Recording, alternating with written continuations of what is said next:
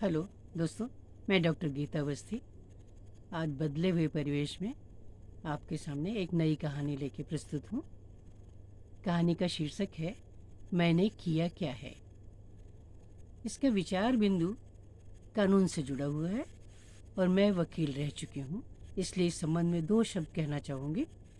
वो ये है कि कानून के तहत किसी भी व्यक्ति को अपनी रक्षा का प्रतिरक्षा का अधिकार है, लेकिन वो कुछ शर्तों से बंधा होता है, जैसे कि उतना ही बल प्रयोग करना है जिसके अनुसार वो अटैक किया गया है। यानी अगर किसी व्यक्ति को पैर में लाठी मारी जाती है तो वो अपने बचाव में किसी को गोली नहीं मार सकता। तो ये जो है इसका विचार बिंदु है कि अधिकार तो हमें दिया गया है, लेकिन उसकी एक सीमा है। कहानी प्रस्तुत करती हूँ, मैंने किया क्या है। जेल की शिक्षे उसकी विचारधारा को रोकने में असमर्थ थे। सुबह से शाम होने को आ गई थी, पर जैसे उसे वक्त का एहसास ही नहीं था। सुबह का खाना वैसा का वैसा ही पड़ा हुआ था। बगल की कोठरी में खान की खांसी उसे बार बार डिस्टर्ब कर रही थी, क्योंकि वो अविरल गति से चल रही थी। वो भी तो जब तब हर किसी को डिस्टर्ब करती रहती थी, चाहे वो पड़ोस की भाभी हो या चाची हो। हर किसी को डिस्टर्ब करना उसकी आदत में था। हिरनी जैसी कुलाचे मारती फिरती थी। माँ कहा करती थी, इसका पैर तो कहीं टिकता ही नहीं है, पता नहीं ससुराल में कैसे टिकेगी। कहाँ टिकी वो, ससुराल जाने की तो नौबत ही नहीं आई। बचपन तो जैसे हवा से बातें करता बीत गया। पढ़ने में हमेशा बहुत अच्छी रही, इसलिए कॉलेज में व्याख्याता पद पर नियुक्त भी बिना किसी सिफारिश के हो गई थी। आकर्षक व्यक्तित्व वो बुद्धिमत्ता ने जल्द ही उसे शिरीष के करीब ला दिया था। शिरीष अर्थशास्त्र में था और वो हिंदी में।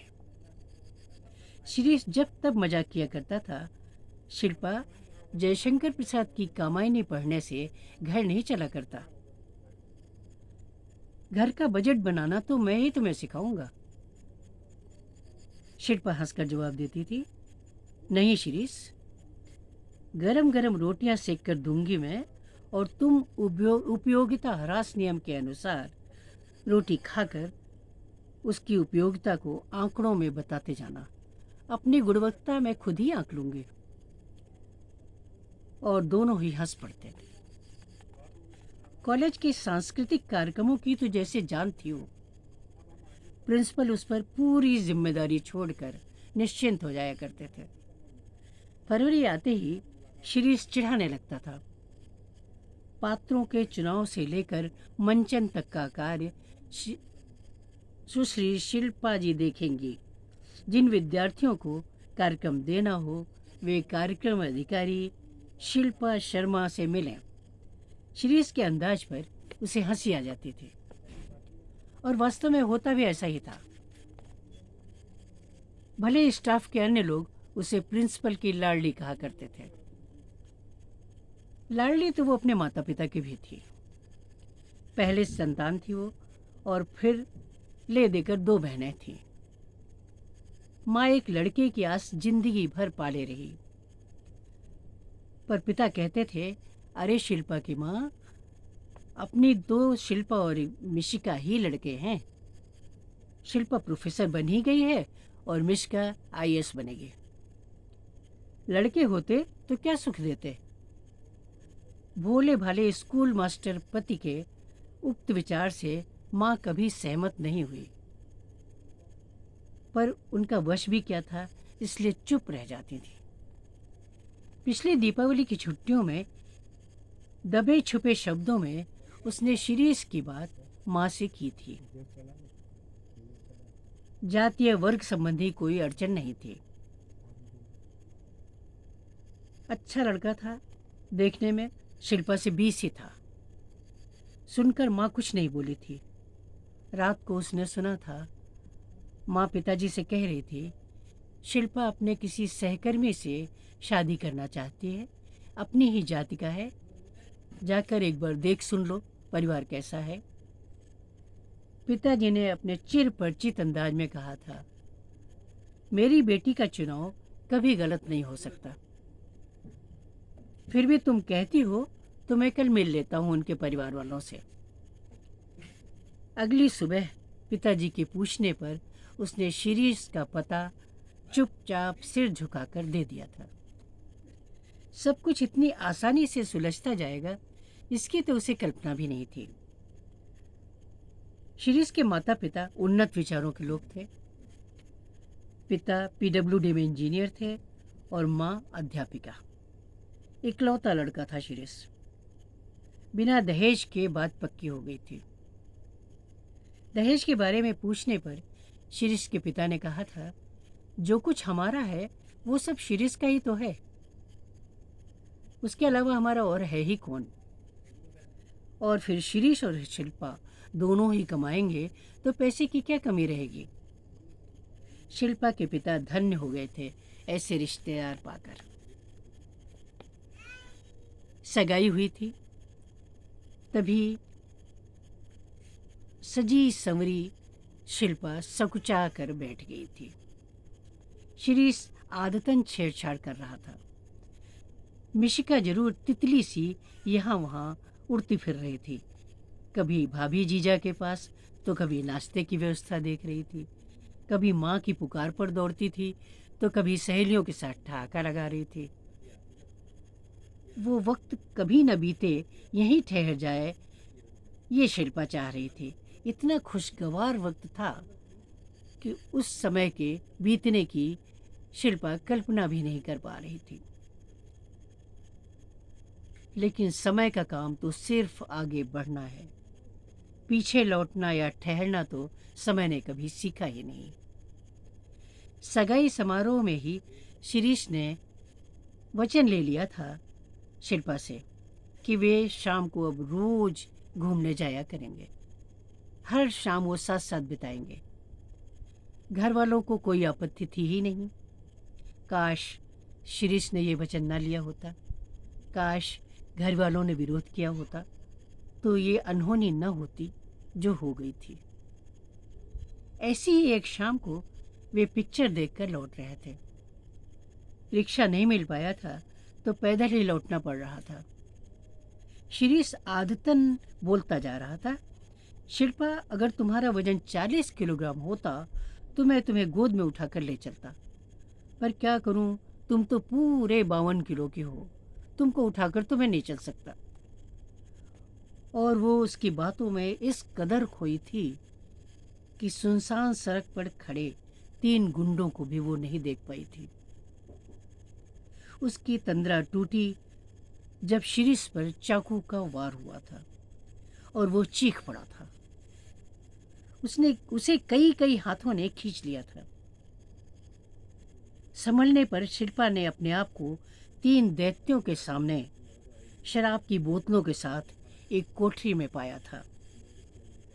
कोठरी में एक गुंडे के रह जाने पर शिल्पा ने अन्याय का मुकाबला करके मर जाना बेहतर समझा था। अगले ही पल उसने कांच की बोतल तोड़ी और पूरी की पूरी गुंडे के सीने में घुसा दी थी। उसके बाद उसे होश तब आया था जब वो थाने पहुंच गई। वो आत्मसमर्पण कर दिया था। जेल में 1 सप्ताह बाद शिरीष मिलने आया था। उसे चाकू का वार कंधे पर लगा था। मिलते ही भीगी आवाज में बोला था, शिल्पा माफ कर देना, मैं तुम्हारी रक्षा नहीं कर पाया। उसने ठहरी सी आवाज में जवाब दिया था, शिरीष हालात ही ऐसे थे, तुम क्या कर सकते थे। लेकिन मुझे खुशी है कि मैंने अपनी इज्जत पर आंच नहीं आने दी और पापी को सजा दे दी। हाँ शिल्पा, मैं तुम्हारी इस बात का पूरा यकीन करता हूँ। तुम्हारी मेडिकल रिपोर्ट भी ऐसा ही कहती है, लेकिन शिरीष के बात पूरी करने के पहले ही शिल्पा बोल पड़ी थी। बस शिरीष, आगे कुछ मत कहना। तुम्हारी इस लेकिन ने सब कुछ कह दिया है। आगे तुम जो कुछ भी कहोगे वो अपनी अपनी आत्मग्लानि छिपाने के लिए कहोगे, और मैं तुम्हें इस अवस्था में नहीं देख सकती। हाँ, एक बात सुन लो, तुम मुझे अपने किए पर कोई पछतावा नहीं है। कुछ देर बाद शिरीष चला गया था और फिर उसके बाद कभी भी मिलने नहीं आया। और फिर पता चला कानाफूसी वो अफवाहों का दौर। पिताजी वो मिश्का ने मिलने पर बताया था कि पड़ोसिन भाभी किस तरह से मुंह में पल्लू दबाकर मुस्कुराती हैं। मास्टर चाचा लोगों के जमघट से घिरे किस तरह चर्चा करते हैं और उन लोगों के निकलने पर चुप हो जाया करते हैं। उसके कॉलेज में भी अटकलों व चर्चाओं का शोर था। शिरीष ने कहीं और लड़की पसंद कर ली थी और कुछ दिन बाद शादी करने वाला था। फिर एक शाम आई और माँ मिलने आई थी। उदासी की प्रतिमूर्ति बनी, थकान से पैर बोझिल। थोड़ी देर में बोली थी, जो हुआ सो हुआ, लेकिन अब मिशिका का क्या होगा? उसके साथ तो कोई शादी नहीं करेगा। तेरे पिताजी एसपी से मिले थे। वे कह रहे थे कि कानून अपने हाथ में क्यों ले लिया।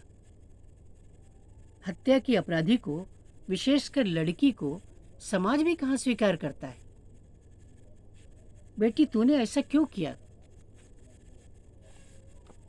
और वो विफर पड़ी थी। माँ, मैंने किया क्या है? अपनी इज्जत की रक्षा करना कौन सा अपराध है?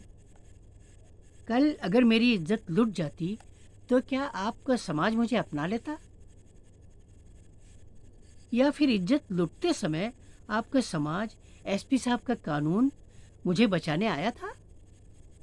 नहीं चाहिए मुझे आपका समाज, वो कानून। अब तो मैं अकेली हो ही हुई हूँ। कहकर रो पड़ी थी शिल्पा।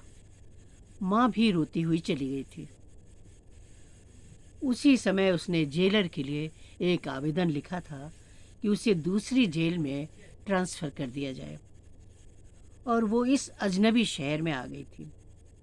यद्यपि वकील साहब कह रहे थे कि उसे प्राइवेट प्रतिरक्षा का फ़ायदा मिलेगा, परंतु उसने कह दिया था, वकील साहब, मैंने अपनी दृष्टि में अपनी रक्षा कर ली है।